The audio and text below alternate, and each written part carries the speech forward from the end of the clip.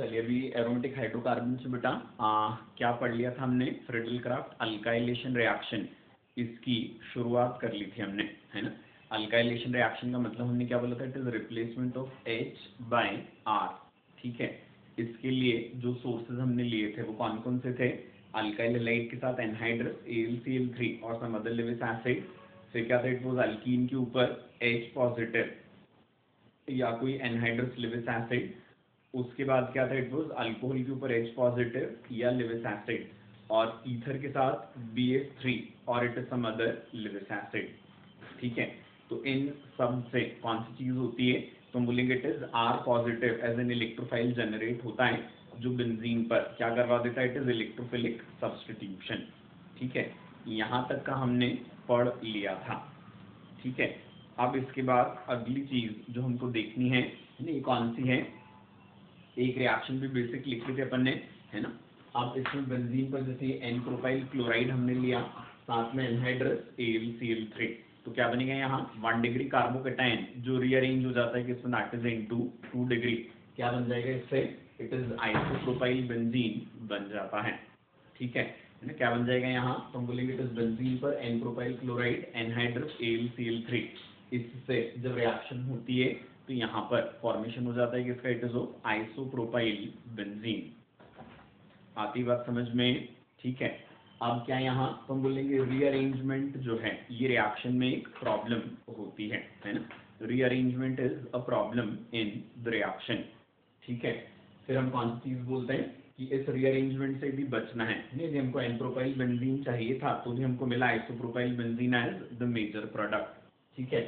अब हम कौन सी चीज बोलते हैं कि यदि हमको रीअरेंजमेंट अवॉइड करना है तो उसके लिए हम एन प्रोपाइल क्लोराइड के साथ क्या डाल देते हैं, इट इज एनहाइड्रस FeCl3।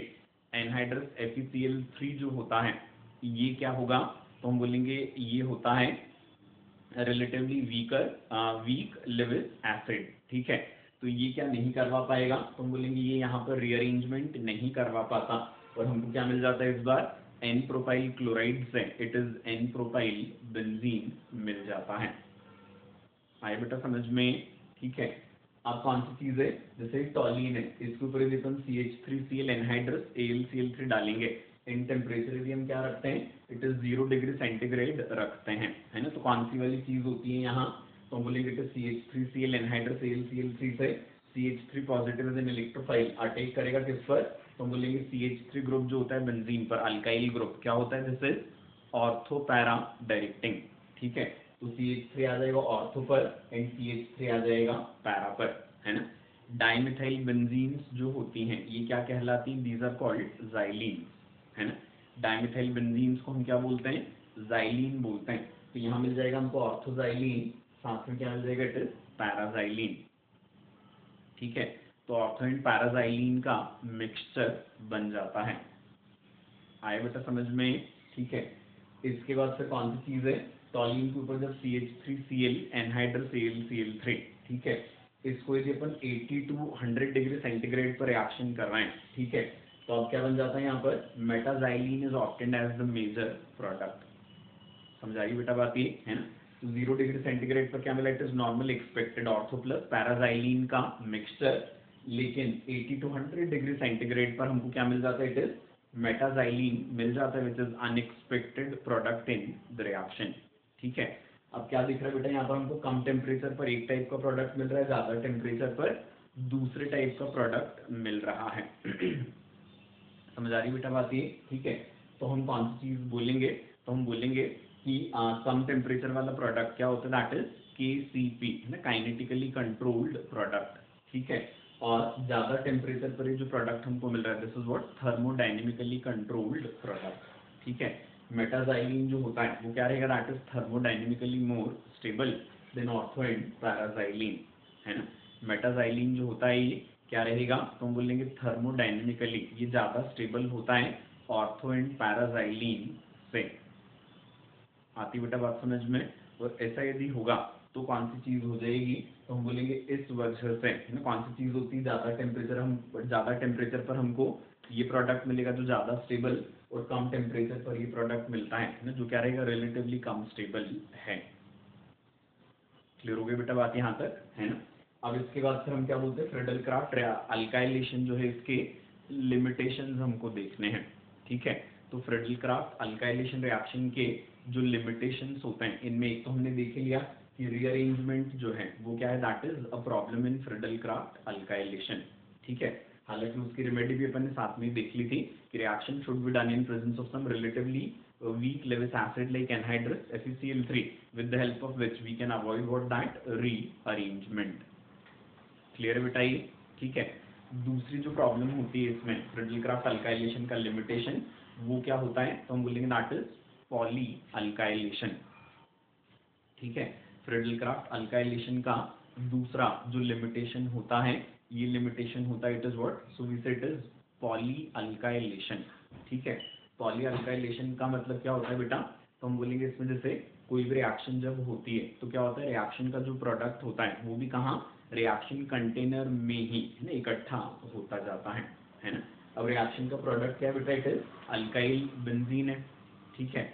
अब कौन सी चीजें यहाँ, तो हम बोलेंगे कि यहाँ पर रिएक्शन कंटेनर में ना with the proceeding of reaction दो टाइप की बेंजीन्स आ जाती हैं, एक नॉर्मल बेंजीन और दूसरी कौन सी, दैट इज अल्काइल बेंजीन, जो रिएक्शन का प्रोडक्ट था और रिएक्शन कंटेनर में ही इकट्ठा होता जा रहा था। आया बेटा समझ में, है ना। अब क्या होता है, तो हम बोलेंगे कि आगे रिएक्शन की थोड़ी देर हो जाने के बाद अब जब इलेक्ट्रोफाइल जनरेट होता है तो उसके सामने दो बेंजीन्स ऑप्शन में होती हैं, एक नॉर्मल बेंजीन और दूसरी कौन सी, दैट इज अल्काइल बेंजीन, क्योंकि इलेक्ट्रोफाइल को तो क्या ही चाहिए था, that is electron rich species, ठीक है। अब इलेक्ट्रोफाइल जो है वो किसकी तरफ ज्यादा अट्रैक्ट होता है, तो हम बोलेंगे जो बेंजीन ज्यादा इलेक्ट्रॉन रिच होगी इलेक्ट्रोफाइल उसकी तरफ ज्यादा अट्रैक्ट हो जाएगा। आया क्या समझ में, है ना। जो बेंजीन क्या होती है, ज्यादा इलेक्ट्रॉन रिच होती है उसकी तरफ इलेक्ट्रोफाइल ज्यादा अट्रैक्ट हो जाता है। आपे समझ में, ठीक है। और ऐसा यदि है तो हम क्या बोलेंगे, अल्काइल ग्रुप जो था ये क्या होता है, दिस इज इलेक्ट्रॉन रिलीजिंग, ये बेंजीन की तरफ इलेक्ट्रॉन रिलीज करके इसको और ज्यादा इलेक्ट्रॉन रिच बनाता है, ठीक है। तो इन दोनों बेंजीन के उस रिएक्शन कंटेनर में रहते, जब इलेक्ट्रोफाइल के पास दो ऑप्शंस होते हैं तो वो किधर, प्रोडक्ट वाली बेंजीन जो होती है अल्काइल बेंजीन उस पर अटैक करना प्रेफर करता है बजाय किसके, रिएक्टेंट बेंजीन के, ठीक है। और ऐसा यदि होगा तो हम क्या बोलेंगे कि अब हमको क्या मिलने लग जाएगा, जो प्रोडक्ट था उसके ऊपर आगे रिएक्शन देखने को मिलने लगेगी, मतलब हमको पॉली अल्काइल बेंजीन मिलने लगती है ना। रिएक्शन में हम बनाना क्या चाह रहे थे, तो हमने बोला रिएक्शन में हम बनाना चाह रहे थे अल्काइल बेंजीन, है ना, मोनो अल्काइल बेंजीन, और हमको क्या मिलने लगा, it is poly alkyl benzene मिलने लगी। आई बेटा बात समझ में, ठीक है। और यदि हमको यहाँ पॉली अल्काइल बेंजीन मिलेगी तो क्या हो जाएगा, तो हम बोलेंगे पॉली अल्काइल बेंजीन के मिलने से है ना अल्काइल बेंजीन की यील्ड कम हो जाती है और हम बोलेंगे रिएक्शन का क्या बन जाता है, इट इज लिमिटेशन बन जाता है, ठीक है। तो rearrangement that is one of the limitations, remedy of which we have seen already, and another limitation of the reaction is what, so we say it is poly alkylation. Clear बेटा यहाँ तक अच्छे से, है ना। अब इसके बाद फिर अगली चीज जो अपन देखेंगे वो कौन सी, that is Friedel Crafts acylation, है ना। फ्रेडल क्राफ्ट रिएक्शन का ही जो दूसरा पार्ट होता है वो क्या रहेगा, that is Friedel Crafts acylation, ठीक है। फ्रेडल क्राफ्ट असाइलेशन में होगा क्या, तो हम बोलेंगे बेंजीन पर से H को हम हटाते हैं और उसकी जगह पर हम किसको लगाएंगे, दैट इज RCO ग्रुप को लगा देते हैं, ठीक है।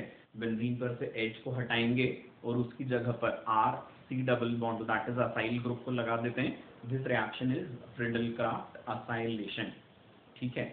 यहाँ जो रिएक्शन इंटरमीडिएट होता है वो क्या रहेगा, तो हम बोलेंगे वो होता है असाइलियम आयन, ठीक है ना। यहाँ जो रिएक्शन इंटरमीडिएट होता है that reaction intermediate is what, so we say it is acylium ion, ठीक है। अगली चीज जो अपन बोलते हैं वो कौन सी, असाइलियम आयन में असाइल ग्रुप का जो सोर्स होता है वो क्या हो सकता है, तो it is RCOCl plus anhydrous AlCl3 और it is some other Lewis acid, है ना। ये क्या है, RCO positive is acylium ion, ठीक है। तो क्या it is Friedel Crafts acylation में जो first source that is what, so we say it is RCOCl plus anhydrous AlCl3 और it is some other Lewis acid, ठीक है। फिर क्या बोलेंगे, इट इज दूसरा सोर्स होता है इसका anhydride, RC double bond O R, ठीक है ना। एनहाइड्राइड, उसके साथ एनहाइड्रस AlCl3 और it is what some other Lewis acid, ठीक है। इसके बाद फिर अगला क्या इट इज ईस्टर, और साथ में क्या इट इज एनहाइड्रस AlCl3 और सम अदर लिविस एसिड, ठीक है। और लास्ट में क्या होता है इट इज कार्बोक्सिलिक एसिड, उसके साथ या तो कॉन्सेंट्रेटेड H2SO4 या कॉन्सेंट्रेटेड H3PO4 और it is what PPA, that is polyphosphoric acid, ठीक है। तो फ्रिडल क्राफ्ट असाइलेशन करवाने के लिए असाइल ग्रुप का जो सोर्स होता है वो क्या रहेगा, it is RCOCl plus anhydrous AlCl3 और some other Lewis acid, then it is anhydride with AlCl3 और some other Lewis acid, then it is ester with anhydrous AlCl3 or some other Lewis acid, then it is carboxylic acid with concentrated H2SO4 or it is H3PO4 or it is what that PPA, that is polyphosphoric acid। आई बेटा बात समझ में, ठीक है। तो ये सब क्या होते हैं, तो हम बोलेंगे all these are what sources of RCO positive, है ना, दैट इज असाइलियम आयन।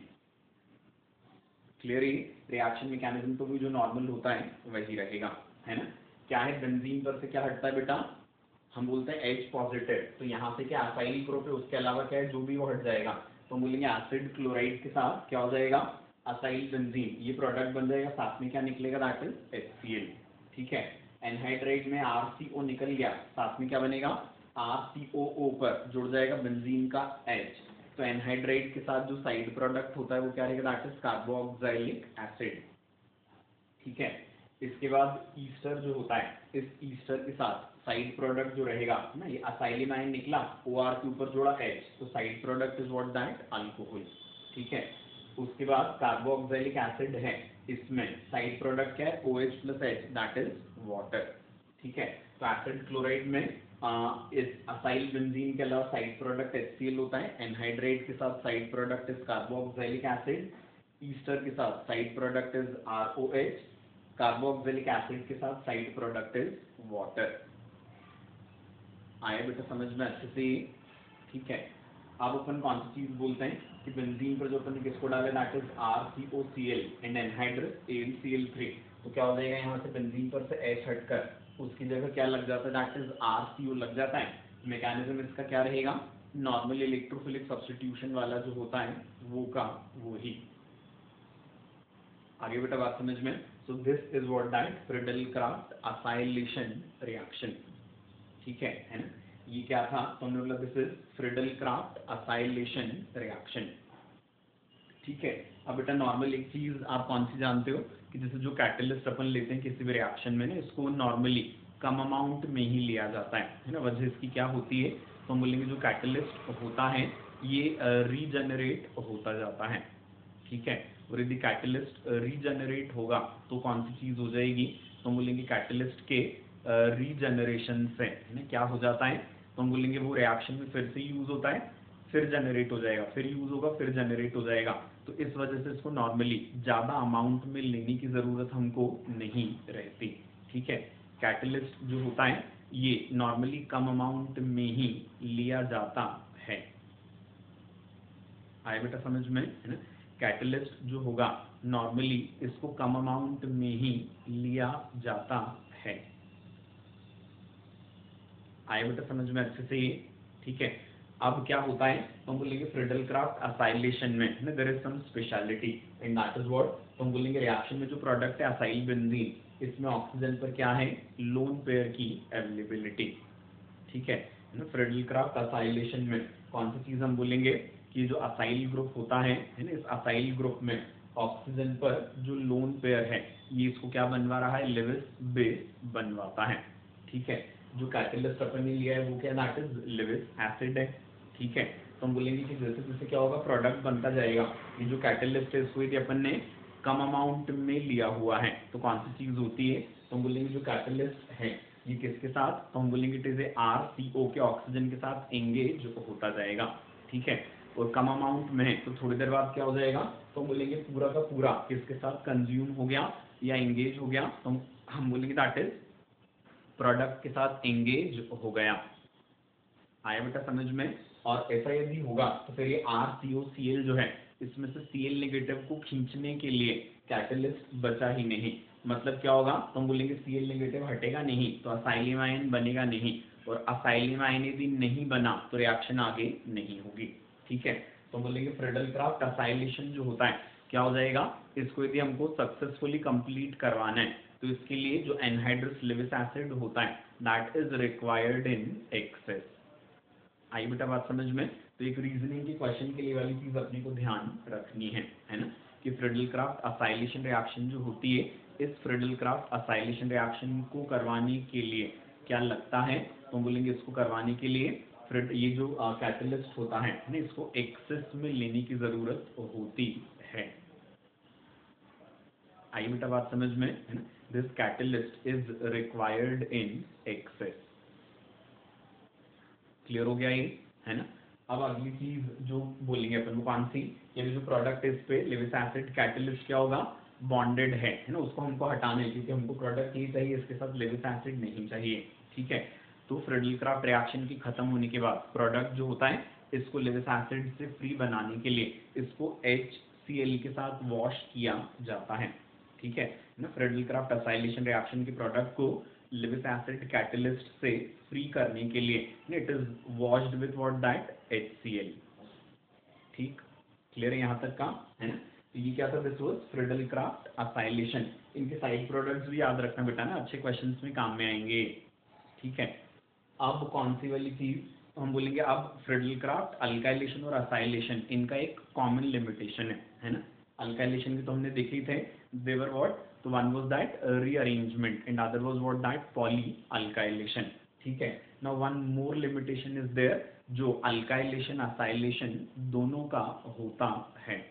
ठीक है, and that common limitation is what, तो हम बोलेंगे कि ऐसी वाली बेंजीन्स जिन पर क्या लगा हुआ होता है, -M या -R वाला ग्रुप लगा हुआ होता है। ठीक है, मतलब बेंजीन्स क्या होती हैं, स्ट्रांगली डीएक्टिवेटेड होती हैं। ठीक है, तो इन पर और जो एनिलीन्स होती हैं, है ना, इन पर फ्रीडल क्राफ्ट रिएक्शंस देखने को नहीं मिलती, है ना, भले ही वो अल्काइलेशन हो चाहे वो क्या रहे, दैट इज असाइलेशन। आया बेटा समझ में, है ना। कौन सी चीज बोली हमने, इट इज -M या -R सब्स्टिट्यूटेड बेंजीन्स पर, है ना, क्या नहीं होगा, तो हम बोलेंगे उन पर फ्रीडल क्राफ्ट रिएक्शंस देखने को नहीं मिलती, है ना। न तो अल्काइलेशन देखने को मिलेगा, न ही असाइलेशन देखने को मिलता है ना। वजह क्या होता है, तो हम बोलेंगे जो बेंजीन होती है ये वाली, ये स्ट्रांगली डीएक्टिवेटेड है ना, -M या -R वाली, इस वजह से यहाँ पर इलेक्ट्रोफाइल जो होगा वो अटैक नहीं कर पाएगा, या हम क्या करेंगे, रिएक्शन को हीटेड कंडीशंस में करने की कोशिश करें, है ना, उसको इलेक्ट्रोफाइल को एक्टिवेट करने के लिए, तो क्या हो जाएगा, इलेक्ट्रोफाइल जो होता है उसका डिग्रेडेशन हो जाता है। ठीक है, तो हम बोलेंगे इसलिए यहाँ पर फ्रीडल क्राफ्ट रिएक्शंस तो हो नहीं सकेंगी। ठीक है, एनिलीन जो है उसमें NH2 ग्रुप तो स्ट्रांगली एक्टिवेटेड है, उस पर क्यों नहीं हो पा रही, अब ये अपन समझने की कोशिश करते हैं। ठीक है, तो एनिलीन पर फ्रीडल क्राफ्ट रिएक्शन के न होने की जो वजह होती है ना, वो क्या रहेगी, तो हम बोलेंगे कि RCl और एनहाइड्रस AlCl3 लिया बेटा हमने, होगा क्या यहाँ पर, तो हम बोलेंगे कि एनिलीन जो होता है that is stronger Lewis base than RCl। तो जो एनहाइड्रस AlCl3 होता है किसको, RCl को छोड़कर कहाँ अटैक करना प्रेफर करता है, तो हम बोलेंगे इट इज एनिलीन में वो NH2 पर अटैक करना प्रेफर करता है। ठीक है, इससे क्या बन जाएगा, ये सॉल्ट बन जाएगा। इस वाले सॉल्ट में नाइट्रोजन पर क्या आ जाता है, तो हम बोलेंगे इस सॉल्ट में नाइट्रोजन पर पॉजिटिव चार्ज आ जाता है। ठीक है, नाइट्रोजन पर पॉजिटिव चार्ज आएगा तो this becomes what, a strong electron withdrawing group. ठीक है, अब यदि स्ट्रॉन्ग इलेक्ट्रॉन विड्रॉइंग ग्रुप हो गया तो बेंजीन क्या हो जाएगी, स्ट्रॉन्गली डीएक्टिवेट। ठीक है, और स्ट्रॉन्गली डीएक्टिवेटेड बेंजीन्स पर क्या नहीं होता बेटा, फ्रीडल क्राफ्ट रिएक्शन नहीं होती, है ना। स्ट्रॉन्गली डीएक्टिवेटेड बेंजीन पर फ्रीडल क्राफ्ट रिएक्शन नहीं होती, है ना। तो हम कौन सी चीज बोलेंगे, तो हम बोलेंगे इसलिए एनिलीन जो है ना, इस पर फ्रीडल क्राफ्ट रिएक्शन नहीं हो सकेगा। क्लियर है अच्छे से, है ना।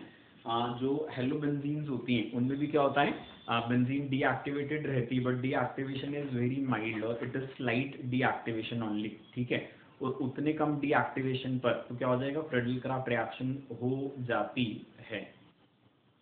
क्लियर बेटा अच्छे से, है ना। तो हेलोबेंजीन्स पर दो these are what deactivated benzene, but deactivation is very slight and hence these benzenes and halobenzenes they undergo what that Friedel-Crafts reactions. Clear बेटा अच्छे से है ना। अब इसके बाद फिर अगली चीज जो अपन बोलेंगे इसमें ये कौन सी होती है कि Friedel-Crafts असाइलेशन रिएक्शन जो होता है ना, इसकी हेल्प से हम क्या कर सकते हैं, Friedel-Crafts अल्काइलेशन के जो लिमिटेशंस हैं उनको हटा सकते हैं, है ना। कौन सी चीज बोली हमने, तो हमने बोला it is Friedel-Crafts acylation reaction की हेल्प से Friedel-Crafts अल्काइलेशन रिएक्शन के जो लिमिटेशंस थे उन लिमिटेशंस को हम हटा सकते हैं। क्लियर है, ठीक है। क्या होगा यहाँ, तो हम बोलेंगे जैसे हमको बेंजीन से क्या बनाना, इट इज अल्काइल बेंजीन, है ना। Friedel-Crafts अल्काइलेशन के लिमिटेशंस क्या हैं, तो हमने बोला रीअरेंजमेंट है, और कौन सी चीज है, तो दूसरा इट इज पॉली अल्काइलेशन है। अब हमको ये दोनों नहीं करवाना, तो Friedel-Crafts असाइलेशन हमको कैसे मदद करेगा, तो हम बोलेंगे हम बेंजीन पर RCOCl से क्या करवा लेते हैं, Friedel-Crafts असाइलेशन करवा लेते हैं, ठीक है। Friedel-Crafts असाइलेशन जब हो जाएगा, ठीक है, तो कौन सी चीज होगी, तो हम बोलेंगे कि यहाँ पे जो RCO पॉजिटिव था ना असाइलियम आयन, ये रेजोनेंस स्टेबलाइज्ड होने की वजह से रीअरेंजमेंट शो नहीं करता, तो क्या हो जाएगा, RCO में कार्बन चेन वैसी की वैसी बेंजीन पर जुड़ गई, ठीक है, तो कोई रीअरेंजमेंट नहीं हुआ, ठीक है। और दूसरी बात कौन सी, तो हमने बोला बेंजीन पर लगा हुआ ग्रुप जो है C double bond O and R, this is what -R और -M, मतलब इसकी वाली बेंजीन पर क्या भी नहीं होगा, तो हम बोलेंगे Friedel-Crafts रिएक्शन भी नहीं होती, मतलब असाइलेशन रिएक्शन मोनो असाइलेशन पर ही रुक जाती है। समझ आ गई बेटा बात ये, है ना। अब अपन ने कौन सी चीज पढ़ी हुई है, कि जो C डबल बॉन्ड O है इसको यदि अपन CH2 में बदल दें, ठीक है, C डबल बॉन्ड O को यदि CH2 में बदल दें तो क्या बन जाएगा, ये अल्काइल बेंजीन। बेंजीन पर रहेगा क्या, तो हम बोलेंगे रीअरेंजमेंट भी नहीं हुआ अल्काइल ग्रुप में, और क्या यहाँ पर अल्काइल ग्रुप का नंबर भी एक ही था, ठीक है, अल्काइल ग्रुप का नंबर भी यहाँ एक ही था। इसका मतलब क्या हुआ, तो हमने बोला इसका मतलब ये हुआ कि कौन सी चीजें यहाँ, तो हम बोलेंगे यहाँ Friedel-Crafts अल्काइलेशन के दोनों लिमिटेशंस हट गए, है ना। ये C डबल बॉन्ड को CH2 में कन्वर्ट करने के लिए रिएक्शंस पता है अपने को, क्लेमेंसन या वुल्फ-किश्नर या मोजिंगो, और it is what that red phosphorus and HI, ठीक है। तो हम बोलेंगे C डबल बॉन्ड को CH2 में बदल लिया और मिला के हमको mono alkyl benzene without rearrangement, मतलब Friedel-Crafts अल्काइलेशन के दोनों लिमिटेशंस हट गए, प्रोवाइडेड हमने क्या किया, पहले Friedel-Crafts असाइलेशन और उसका जो प्रोडक्ट था उसको हमने रिड्यूस कर दिया किसमें, that is into alkyl group. आगे बेटा बात समझ में, है ना। अब इसके बाद फिर कौन सी चीज अपन बोलते हैं कि बेंजीन पर यदि अपन ये टर्शियरी ब्यूटाइल ग्रुप है और COCl है, इसके थ्रू यदि अपन असाइलेशन करने जाएंगे तो क्या प्रॉब्लम आएगी, तो हमने बोला था कि असाइलियम आयन में R यदि 3 डिग्री होता है तो यहाँ फ्रेगमेंटेशन हो जाता है, ठीक है, तो अपन करवाने जा रहे थे असाइलेशन, लेकिन हो जाएगा क्या, इट इज अल्काइलेशन, ठीक है ना। करवाना चाह रहे थे हम असाइलेशन, लेकिन हो गया क्या, इट इज अल्काइलेशन, ठीक है। तो ये वाली चीज भी ध्यान में रखनी है ना। अब अपन कौन सी चीज बोलते हैं बेटा अगली वाली, कि जैसे हमको Friedel-Crafts फॉर्माइलेशन यदि करवाना है, फॉर्माइलेशन का मतलब क्या होता है, H हटा के CHO ग्रुप लगाना है, ठीक है, तो उसके लिए अपने को लगेगा क्या, this compound it is formyl chloride, लेकिन फॉर्माइल क्लोराइड जो होता है ये एग्जिस्ट नहीं करता ना, अनस्टेबल होता है इसलिए, ठीक है। तो हम बोलेंगे कि Friedel-Crafts फॉर्माइलेशन रिएक्शन जो होती है ये हम डायरेक्टली अचीव नहीं कर सकते, ठीक है। अब Friedel-Crafts फॉर्माइलेशन रिएक्शन यदि अपने को करवानी है तो उसका इनडायरेक्ट तरीका होता है बेटा, हम क्या करेंगे, बेंजीन पर क्या लेते हैं, कार्बन मोनोऑक्साइड, जिसमें क्या होता है, कार्बन पर नेगेटिव और ऑक्सीजन पर पॉजिटिव चार्ज, ठीक है। फिर क्या लिया हमने यहाँ पे साथ में HCl और एनहाइड्रस AlCl3, है ना। क्या होगा, HCl में Cl पर लोन पेयर है, तो एनहाइड्रस AlCl3 यहाँ से Cl नेगेटिव को खींच लेता है, HCl प्लस AlCl3 क्या बन जाएगा, H positive plus AlCl4 negative, ठीक है। ये जो H पॉजिटिव है ये कार्बन मोनोऑक्साइड में किस पर अटैक करेगा, C नेगेटिव पर, ठीक है। H पॉजिटिव जो होता है ये कार्बन मोनोऑक्साइड में C नेगेटिव पर अटैक करेगा, तो C का नेगेटिव चार्ज खत्म हो गया, है ना। अब कार्बन ऑक्सीजन बॉन्ड टूटेगा कहाँ, ऑक्सीजन के फेवर में, तो इधर कार्बन पर क्या आ जाएगा, पॉजिटिव चार्ज आ जाता है, आए बेटा समझ में, है ना। तो हमने बोला कार्बन ऑक्सीजन बॉन्ड ऑक्सीजन के फेवर में टूटा तो कार्बन पर क्या आ जाएगा, पॉजिटिव चार्ज आ जाता है, ठीक है। ये क्या बन गया, दैट इज फॉर्माइलियम आयन, जो क्या होता है, इलेक्ट्रोफाइल होता है। तो ये बेंजीन पर इलेक्ट्रोफिलिक सब्स्टिट्यूशन करके क्या बनवा दे रहा है, दैट इज बेंजल्डिहाइड, है ना। इसने बेंजीन पर से H को हटा के क्या लगवा दिया, दैट इज CHO लगवा दिया। आया क्या समझ में, ठीक है। तो ये क्या, this is indirect way of doing what, that Friedel Crafts formylation, and this reaction is specifically known as what, that Gattermann Koch aldehyde synthesis, है ना। This reaction is specifically known as Gattermann Koch aldehyde synthesis. आया बेटा समझ में, ठीक है। अब इसके बाद फिर फॉर्माइलेशन करवाने का एक और तरीका होता है, इसको हम बोलेंगे गटरमन्स एल्डिहाइड सिंथेसिस। इसमें भी मोर और लेस लॉजिक वही लगेगा। बेंजीन पर हमने क्या लिया, HCN, उस पर क्या डाला हमने, it is HCl and anhydrous AlCl3। HCl AlCl3 से फिर से क्या बना, H पॉजिटिव, ठीक है। H पॉजिटिव ने अटैक किया कहाँ, नाइट्रोजन के लोन पेयर पर, है ना। इसकी वजह से नाइट्रोजन पर पॉजिटिव चार्ज आया, कार्बन नाइट्रोजन बॉन्ड को तोड़ा कहाँ, नाइट्रोजन के फेवर में, तो कार्बन पर क्या आया, पॉजिटिव चार्ज। ये क्या बन गया, दैट इज इलेक्ट्रोफाइल। ये इलेक्ट्रोफाइल जब बेंजीन पर अटैक करेगा, है ना, ये इलेक्ट्रोफाइल जब बेंजीन पर अटैक करता है क्या हो गया यहाँ पर, इलेक्ट्रोफिलिक सब्स्टिट्यूशन, ठीक है। क्या बन गया यहाँ पर, बेंजीन पर CH डबल बॉन्ड NH, ठीक है ना। तो हमने बोला यहाँ पर HCN HCl AlCl3 लिया, इन दोनों के रिएक्शन से H पॉजिटिव बना, H पॉजिटिव ने नाइट्रोजन पर अटैक किया, नाइट्रोजन पर पॉजिटिव आया, कार्बन नाइट्रोजन बॉन्ड नाइट्रोजन के फेवर में तोड़ा, कार्बन पर पॉजिटिव चार्ज आया, इसने इलेक्ट्रोफाइल के फॉर्म में बेंजीन पर अटैक किया, तो क्या बन गया यहाँ पर, इधर बेंजीन पर CH डबल बॉन्ड NH, ठीक है। H3O पॉजिटिव क्या कर देगा यहाँ, तो हम बोलेंगे इट इज हाइड्रोलिसिस करेगा इसका, तो C डबल बॉन्ड N के हाइड्रोलिसिस से क्या बनेगा, हमेशा C डबल बॉन्ड O बनता है, ठीक है। तो क्या हो गया, this is again Friedel-craft formylation, है ना। इस रिएक्शन को हम क्या बोलते हैं, गटरमन्स एल्डिहाइड सिंथेसिस, है ना। This reaction with carbon monoxide was Gattermann Koch, this reaction is what, that Gattermann's aldehyde synthesis. आया बेटा समझ में, ठीक है। अब इसके बाद फिर ना कौन सी चीज अपन बोलेंगे नेक्स्ट वाली, इट इज ब्लैंक्स क्लोरोमिथाइलेशन, है ना। ये रिएक्शन भी मोर और लेस इसी टाइप का है ना। बेंजीन पर हमने क्या लिया, इट इज फॉर्मल्डिहाइड, साथ में HCl एंड एनहाइड्रस ZnCl2, है ना। इन दोनों के रिएक्शन से क्या बनेगा, it is H positive and ZnCl3 negative, क्योंकि ZnCl2 भी क्या था, इट वाज लिविस एसिड, ठीक है। Cl नेगेटिव को खींचकर उसने H पॉजिटिव बनवाया, ये H पॉजिटिव गया यहाँ पर ऑक्सीजन के लोन पेयर पर, ऊपर पॉजिटिव आया, ये कार्बन ऑक्सीजन पाई बॉन्ड हमने तोड़ा ऑक्सीजन के फेवर में, तो इधर कार्बन पर क्या आ जाएगा, दैट पॉजिटिव चार्ज, ठीक है। कार्बन पर जब पॉजिटिव चार्ज आता है तो इसका क्या हो जाएगा, ये इलेक्ट्रोफाइल बन गया, इसने बेंजीन पर अटैक किया, तो बेंजीन पर क्या जुड़ गया, इट इज CH2OH। समझा के बेटा बात ये, है ना। बेंजीन पर क्या जुड़ जाएगा, इट इज CH2OH। ये प्रिंस रिएक्शन पढ़ा था अपने अल्कीन्स में ना, उसी टाइप का मैकेनिज्म इलेक्ट्रोफाइल जनरेशन का, ठीक है। अब क्या, इलेक्ट्रोफाइल ने यहाँ अटैक कर दिया, CH2OH बन गया, ये जो H पॉजिटिव है ये क्या करेगा, इट इज OH को प्रोटोनेट करता है ना। ये जो H पॉजिटिव है ये इसको OH को प्रोटोनेट करेगा, ठीक है।